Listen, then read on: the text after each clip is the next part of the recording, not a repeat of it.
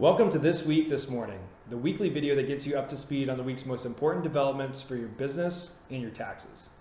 This week, the most important thing that happened is that the Fed made favorable changes to the terms of the Main Street lending program.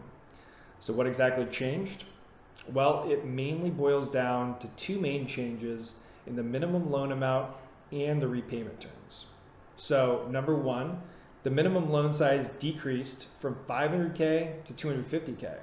This is important because this opens the door to many more small businesses. Why? Well, in order to get one of these loans, your business previously needed to have adjusted EBITDA of at least $125K prior to the Fed lowering the minimum loan amount. Now, the minimum EBITDA requirement is about $62,500. And number two, the loan repayment term is extended from what was previously 4 years to 5 years, and principal repayment is pushed back another year. So there are no payments due during year one. In year two, you'll need to make interest-only payments.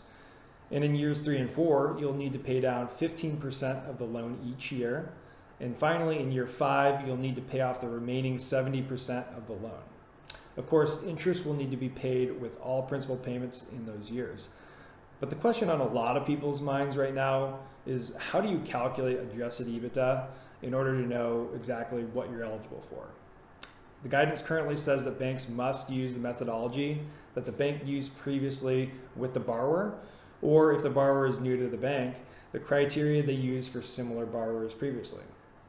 So I spoke to a banking executive recently to see how banks typically arrive at adjusted EBITDA, and he said that the basic tenets really are as follows. Number one, start with the 3-year average of the ordinary taxable income per the business's tax returns.